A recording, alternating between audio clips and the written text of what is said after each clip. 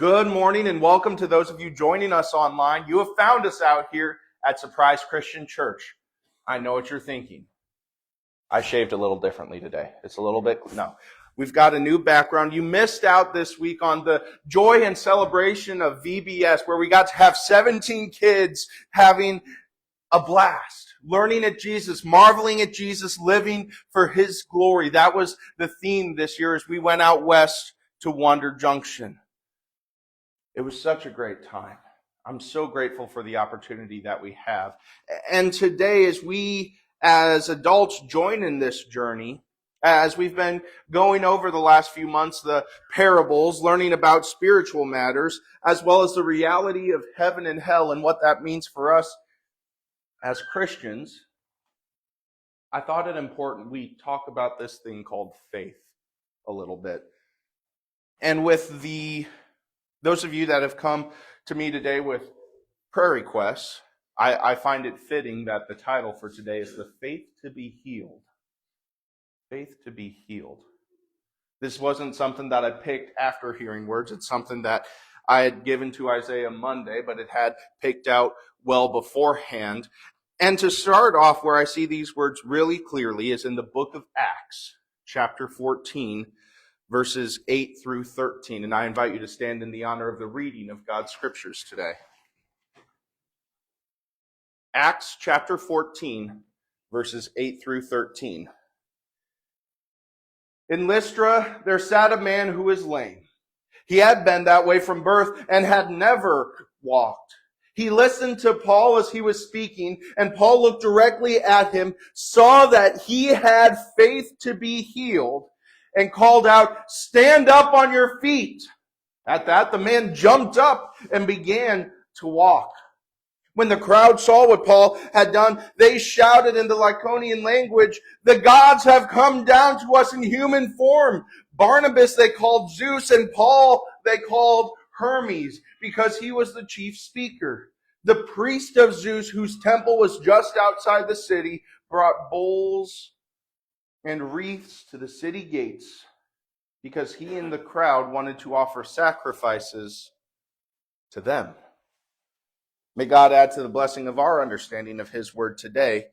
You may be seated. The faith to be healed.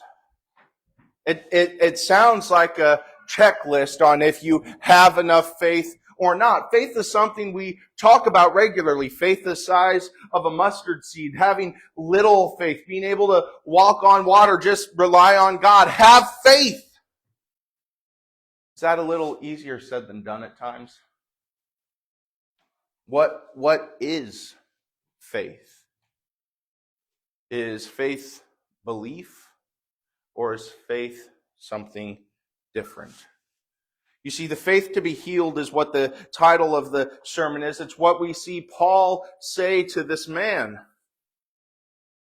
But really, it should be the faith to let God move.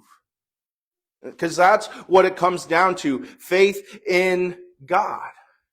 That's what we see here. Paul and Barnabas have been preaching, and they are doing works and miracles because of their faith. The people are seeing these miracles take place to the point they say it's Zeus, the head of the Greek pantheon, and Hermes have come down and are performing these miracles. So we got to offer sacrifices to him so we don't get struck by lightning. But that's not the case. And even as Paul and Barnabas are seen to, or misinterpreted to be Zeus and Hermes,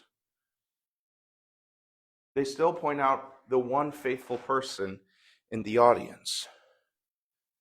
In verse 9, he listened to Paul as Paul was speaking. Paul looked over at this man directly and saw that he had faith to be healed. Saw that he had faith to be healed. Saw. What is faith? Is it a way you act, a way you are, a way you believe? That Paul saw that this man had faith. What does faith look like? There's so many sermons that we can go on just in that one verse. because it looks two different ways even in this verse.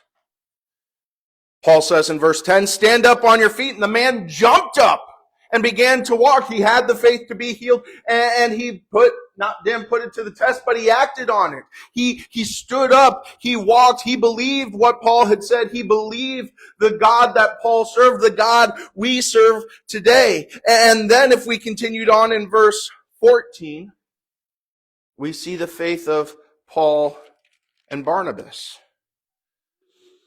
When the apostles Barnabas and Paul heard this, that the priest of Zeus was coming to sacrifice to them, they tore their clothes and rushed out into the crowd shouting, friends, why are you doing this? We too are only human like you. We are here bringing you good news, telling you to turn from these worthless things to the living God who made the heavens and the earth and the sea and everything in them. The faith of Paul and Barnabas. They were about to have sacrifices. They were about to be given great wealth because the people thought that they were Zeus. The people thought that they were gods. Imagine if somebody thought you were a god, the influence you could have, the temptation that it would be, the power and influence that you receive from that person. But we see Paul and Barnabas's faithfulness. They could have been exalted to a high standard at the level of the gods if they could keep the act up. But instead they run out, they tear their clothes and say, that's not us. We want to introduce you to Yahweh God, the God of the King of Kings and Lord of Lords. And you know what it leads to? Verse 19. Then some Jews from Antioch and Iconium came and won the crowd over, and they stoned Paul because he didn't step in and say that he was Hermes and Zeus. They dragged him outside the city thinking that he was dead, but after the disciples had gathered around him and dispersed, he got up and went back into the city. And the next day he and Barnabas left. We have two examples of faith right here. Paul saw the faith to be healed, but also showed the faith to stay humble. It would have been much easier if Paul and Barnabas had said, I am they, we are Zeus and Hermes, bow down and worship us. They wouldn't have been stoned. They wouldn't have been put within an inch of death. They would have been glorified, exalted, had feasts in their names, yet they deny it because of their faithfulness. What is faith? The faith to be healed, the faith to stay humble, the faith to act out. What does faith look like?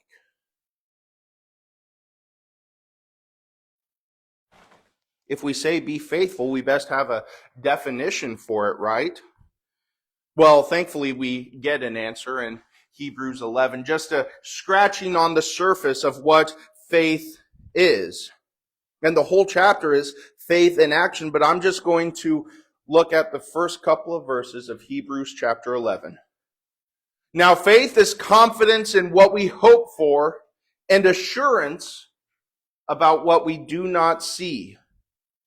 This is what the ancients were commended for. By faith, we understand that the universe was formed at God's command so that what is seen was not made out of what was visible. Faith is confidence in what we hope for and assurance about what we do not see. I think oftentimes in the church we confuse a couple words together, faith and belief. I believe when I get home the power is going to be on. I believed on Tuesday that the power would come on here at Surprise before VBS started. The power went out. It was a storm that didn't bother us previously when half of Seymour was without of power with that strong storm a few weeks ago on Wednesday. Tuesday, we get just a little gust of wind and the power goes out. Right before VBS. It didn't come on until about 20 minutes beforehand. We didn't cancel. Thankfully, we had running water. But belief I believe that it'll come back on at some point. Not a couple weeks ago, last Friday, my family got hit with a bad storm out in Iowa. No warning, like the storm we got Wednesday. All of a sudden there was a tornado in Seymour. They didn't have power. My grandparents didn't have power. Their trees were down. I believed they would be okay. We can believe and sit and do nothing. We can believe and say, well, there's nothing I can do about it. Faith has a call to action. I have faith that the power will come back on for VBS. So we had VBS. I had faith that even if the power didn't come back on, we'd still have a great time. And we did have a great time. I had faith that my family would be okay, so I could stay home and stay in the air conditioning. Belief doesn't call for action. Faith does. Because if you have faith and you don't show it, if you have faith and people can't see it, then you really just have a belief. You don't have a faith. You know, I saw this quote on Facebook this morning and I thought it applied to the sermon today. It's funny how things can line up. If you were put on trial before a judge today, Christianity was illegal, would there be enough evidence that you're a Christian to convict you? Would there? Would it be a long sermon where you can battle it out, or is it a short sermon where one look at the notes, he's a preacher, he's got to go. They're a faithful Christian. They lead a Bible study. They attend Bible study. If you were convicted today, how long would that trial be? And you see, I think this is something that we miss. We think faith is what you have when you come to church, you sit, you sing a few songs, and then you don't have to do anything else. That's just the scratching of the surface. Faith is so much more. Faith requires you to step out on a limb, to step out from your comfort zone. Faith requires you to go against what other people see as normal. Faith requires you at times to put your future at risk. And we see this in the Gospel of Luke, chapter 8, starting in verse 40. We actually encounter two faithful people, a woman and a synagogue leader. Now when Jesus returned, Luke chapter 8, verse 40, a crowd welcomed him, for they were all expecting him. And then a man named Jairus, a synagogue leader, came and fell at Jesus' feet, pleading with him to come to his house because his only daughter, a girl of about 12, was dying. Now we need some context here first about the faith of Jairus. Synagogues were closing their doors. They didn't want Jesus coming in because he was causing ripples. He was causing problems that the synagogue leaders and the Pharisees then had to deal with. It's what led to Jesus being crucified. It's the ripples leading up to the waves that come later. So it's not just him having the faith to come at Jesus' feet, but him having the faith that no matter what happens, Jesus will see him through because he is rejecting his authority as a synagogue leader. He is rejecting his friends and status and standing with the Pharisees in order to come before Jesus. And as Jesus was on his way, the crowds were suffocating and almost crushed him. In verse 43, a woman was there who had been subject to bleeding for 12 years, but no one could heal her. And with her faith, verse 44, she came up behind him and touched the edge of Jesus' cloak, and immediately her bleeding stopped. Jesus responds in verse 46, someone touched me. I know that power has gone out from me. In verse 47, then the woman, seeing that she could not go unnoticed, came trembling and fell at Jesus' feet. In the presence of all the people, she told why she had touched him and how she had been instantly healed. So Jesus then said to her, daughter, your faith has healed you. Not belief, faith. And don't think I forgot about Jairus. While Jesus was still speaking in verse 49, someone came from his house and said, your daughter is dead. Don't bother this teacher anymore. Hearing this, Jesus said, "Don't be afraid, just believe, and she will be healed." TJ, I thought you said belief and faith were different. They are. Let's keep reading.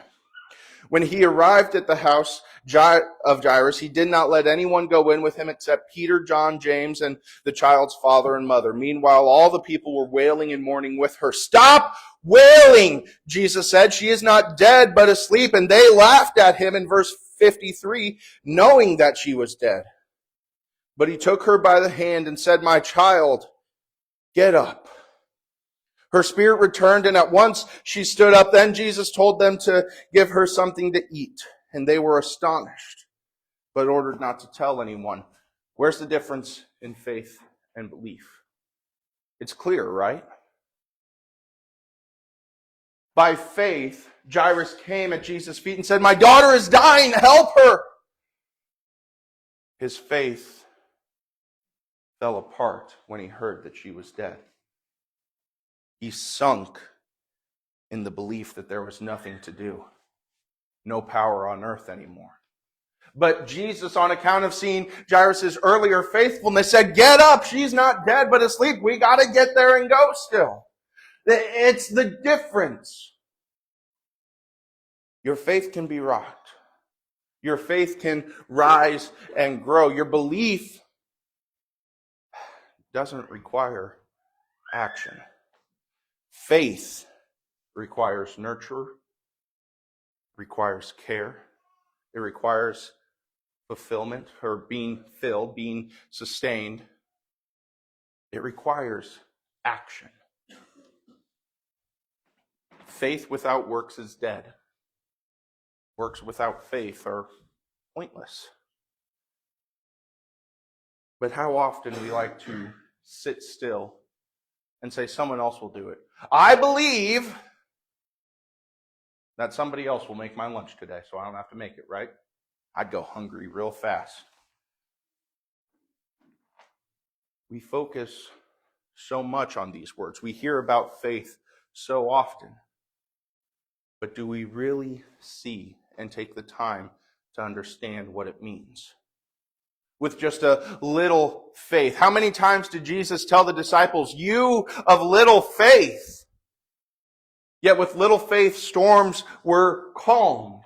With little faith, they walked on water. With a little faith, they cast out demons and performed miracles of healing. Where is our faith today? Or do we just say, "Oh, I believe that, sure. Yeah, I guess I believe that." And we've stepped away from faith. You see, that's the reality. Faith is uncomfortable. Faith isn't easy. It takes dedication. It takes work. It takes perseverance. It takes a level of devotion where you don't care if you're stoned. You care that God is glorified. Belief says you can sit at home and say you're a Christian and that's it. Faith demands works. Faith demands works. So do you have the faith to be healed? Do you have the faith to be changed? It's not belief. I have many beliefs, and many of my beliefs can and are wrong.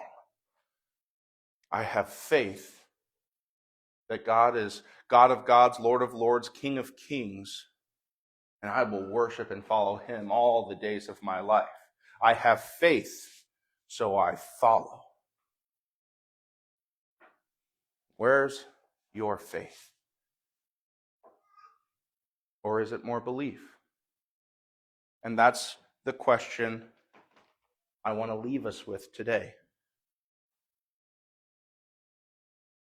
Do you have faith, or do you have beliefs? Where is your faith? Do you have the faith to be healed?